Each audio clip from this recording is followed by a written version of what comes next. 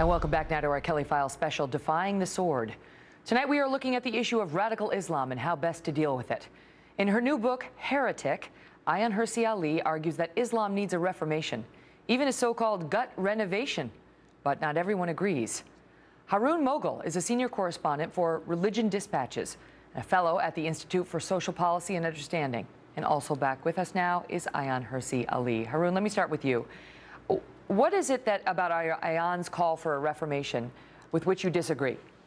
Well, two things. The first is that she has no traction in the Muslim community. So if we're really interested in tackling radical Islam, and we should be, she doesn't have an audience, she doesn't have traction. So if you're talking about a reform that's trying to stop a real problem in the present day, then it should be a reform that people are willing to listen to. Secondly, and more seriously, her whole idea is backwards. She says Islam needs a reformation to stop extremism.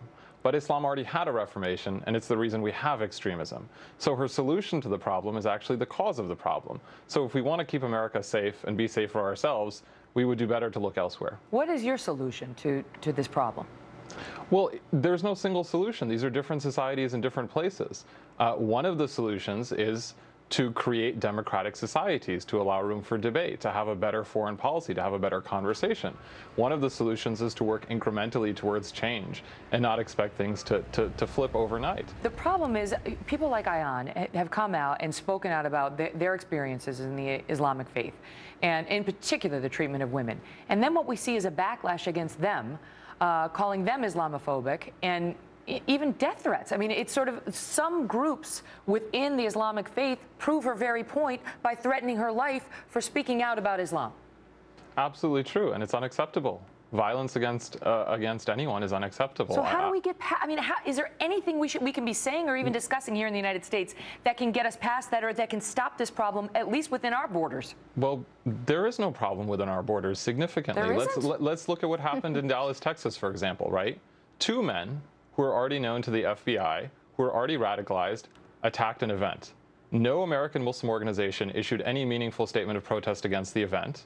These two men did not even bring up radical ideas in their mosque. Why? Because they knew the minute they would bring them up, they would be reported. ISIS has a presence in all 50 states. We have a little bit of an issue. With respect, the FBI also says the #1 terror threat in America is domestic right-wing groups. So if you're going to quote the FBI, then let's quote all of the FBI. Okay, so no, but that's interesting. So in your view, the right-wing groups are more of a threat to America than radical Islam. I'm saying what the FBI is saying. You quoted the FBI, so I'm just going with that. Okay, so that's what you think we should focus on. No, I think we should focus on both. But at the same time, okay, so that's what I'm asking you. How here in the United States do we focus on the problem of radical Islam? Well, part of the problem is we make these sweeping generalizations about Islam that make us less safe. Look, law enforcement has limited resources. How do they make us less safe? Because we can't. I'll finish the thought. We can't look at everyone. And if we have this idea that every single Muslim is suspect, that everyone is secretly an Islamist or a jihadist, then we are basically diluting our resources. Who says that every Muslim is a suspect? Ayaan Hirsi Ali does. She regularly conflates Muslims with extremists. She called for war on Islam. She called in a Reason magazine interview in 2007 for a war with Islam. She said there is no such thing as a moderate Muslim. She said that radicalism, she said it on this show just now, radicalism is embedded in Islam. Let me let her respond. She's sitting right here. Go ahead, Ayaan. Sure. I don't. I have in my latest book, and I invite this gentleman to read it, I distinguish between three sets of Muslims. There are the Medina Muslims with a narrative. They are about jihad, about Sharia law. They invest in life after death instead of life before death. And they are targeting Muslim families, Muslim individuals, and Muslim communities here and elsewhere. I also say the vast majority of Muslims are peace-loving. I put them under the umbrella of Mecca Muslims, and their children, they are being targeted in many ways by these radicals. And then there is this group of reforming Muslims. You've just mentioned Zuhdi Jaza, Kanta Ahmed, and many more. I think what this gentleman is doing is he's obfuscating. He is trying to distract us from, and he himself may in fact be part of this Medina Muslim group, because there are different ways that the Medina Muslims try to silence this discussion on what is going on, the radical Islam, political Islam. If you want to distract attention from that, you focus on those people like me who were born within Islam who were saying, hey, look, there are people, individuals among us who are trying. Right, and you attack the messenger.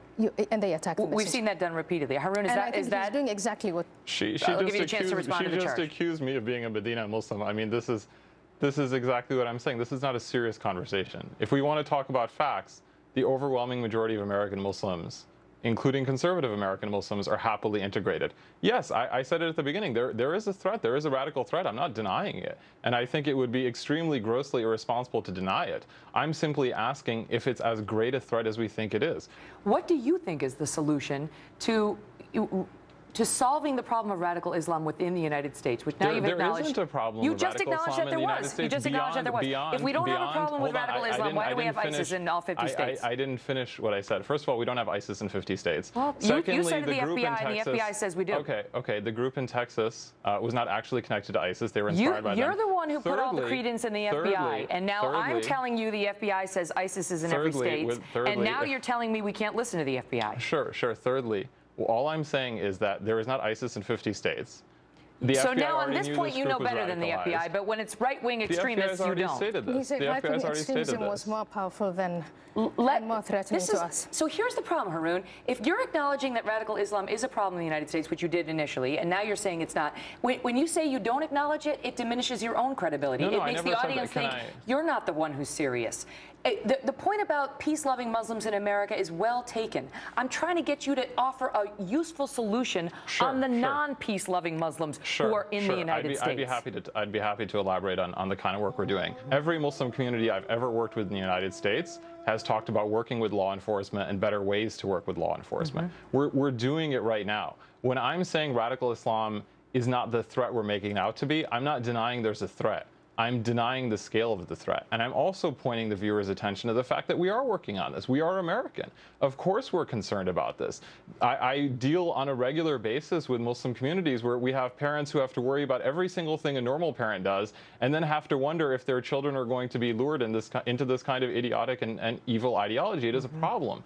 My concern with Ayan's book, and I've read the book, I've reviewed the book, is that it's not actually going to keep us safe because the solution she's proposing, it's not going to get any traction. It's not going to go anywhere. I'll give you a quick response. Not gaining traction. I get emails, I get text messages, I get acknowledgements from Muslims on Twitter. You know the most common line that they write? We thank you for being out there because I can't be out there. I can't be out there because I'll be disowned by my family or I'll be threatened. So people who support me and who think like me and who know that there is a problem within and want to solve it, you can't hear them and you can't see them because they are threatened. And this gentleman is not speaking for them or on behalf of them. I thank both of you for being here. Ayan, Haroon, you as well. Thank you. We appreciate it.